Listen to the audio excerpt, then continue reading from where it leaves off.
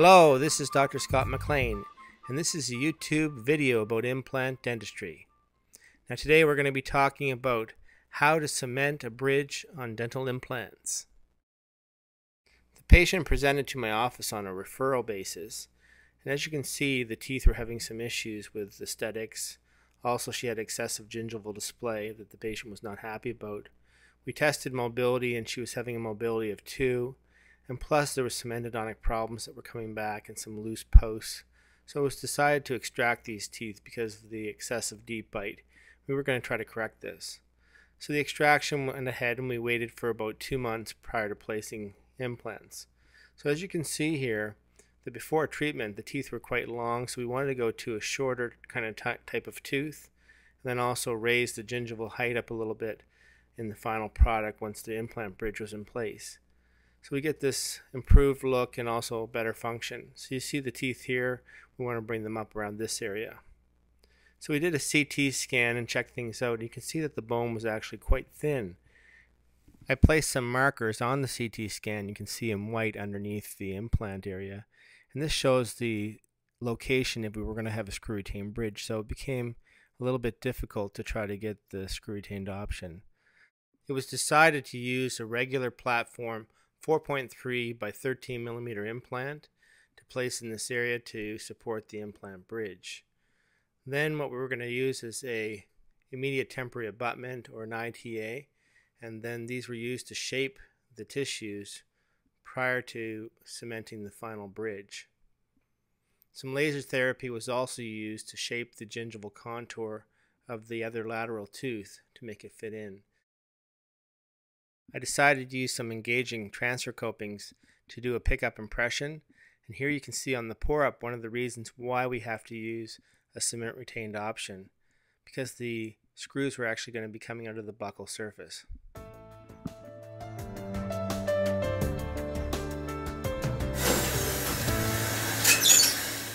We've chosen zirconia abutments with the zirconia framework for the bridge in this case. So it's decided first to remove the temporary using a sickle. We can kind of tease this off because it's just kind of cemented with Tempond. So it's on there just lightly, but still very, very strong. The white caps were initially prepared here because they have a hex in them.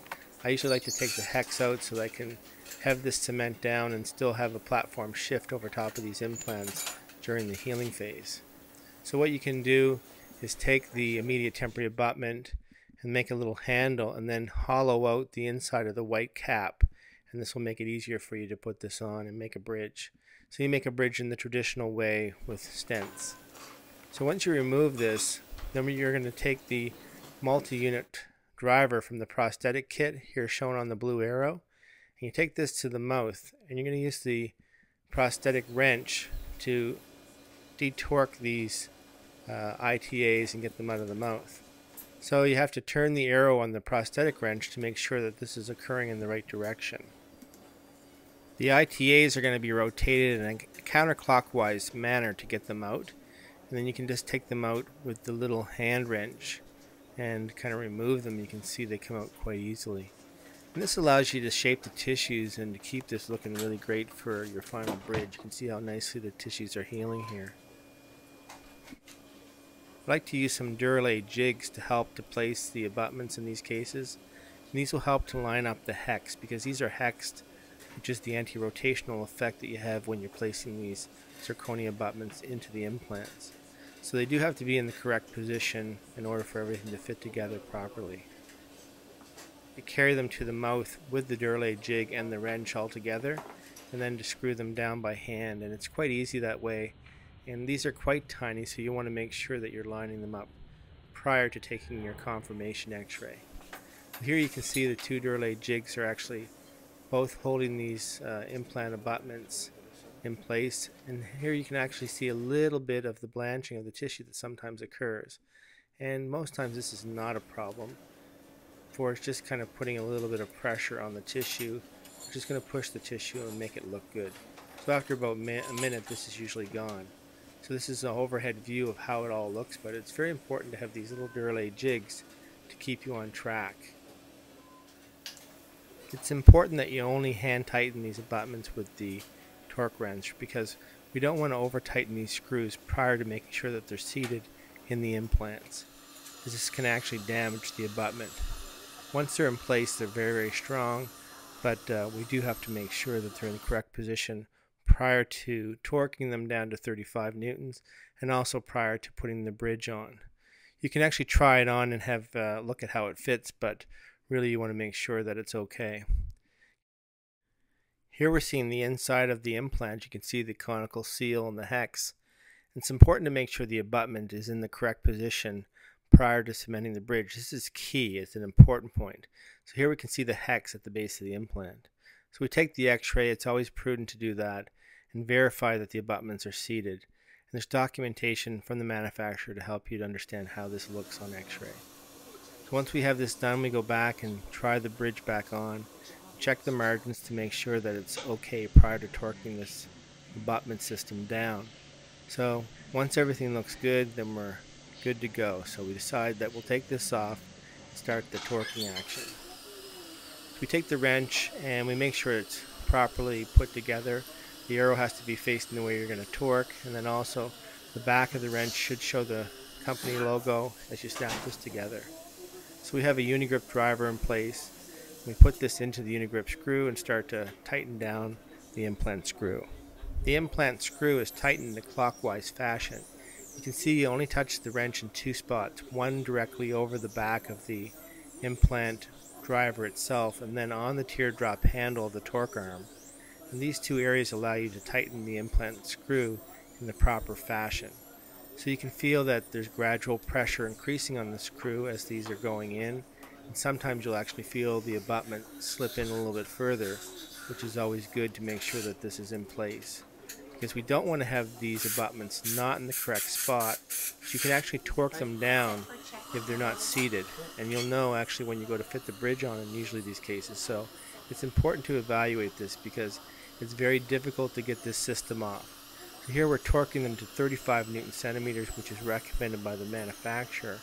And this enables the bridge system to work in a very excellent fashion.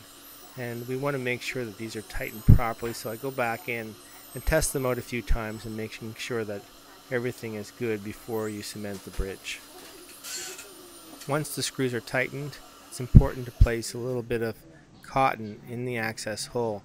And this will prevent cement from going into the access hole in case you ever have to try to salvage the abutments and get to the implants. So it's important to have something in there prior to cementation. Once this is done, then it's okay to start to do the cementation process. So I'm using some Reliax cement from 3M ESPE, and this Reliax is a great cement to put this bridge on. What I like to do is to put it on, let the cement kind of bunch together. I have it actually so that it's going to express a little bit to the lingual because the abutment margin is slightly supergingival on the lingual. And then we have a firm pressure making sure that the margins are all actually seated down as well as possible. Once this is seated, it's going to be cured with the light plus also with the dual cure action of chemical bonding action of the cement itself. I like the dual cure cement to completely set before I start to clean it up. It makes cleanup a lot easier because you can come back and get the cement out of the area because you don't want any going down the sulcus near the implant itself. So you can just take a sickle and kind of take the excess cement off and then go around and kind of clean it all up. And it doesn't take very long to do this. This is a very effective way to get the cement out of the area. Then I'll take some floss and run that through and come up over the pontic and then kind of clean out the areas, making sure that I get all the cement out.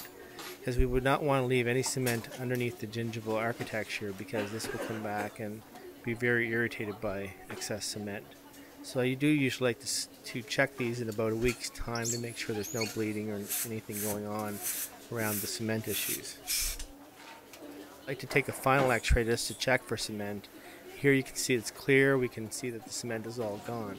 So the patient is actually very happy at this point. She's gone from this type of situation to a nicely improved implant supported bridge. So this is Dr. Scott MacLean, and this has been a YouTube presentation about implant dentistry.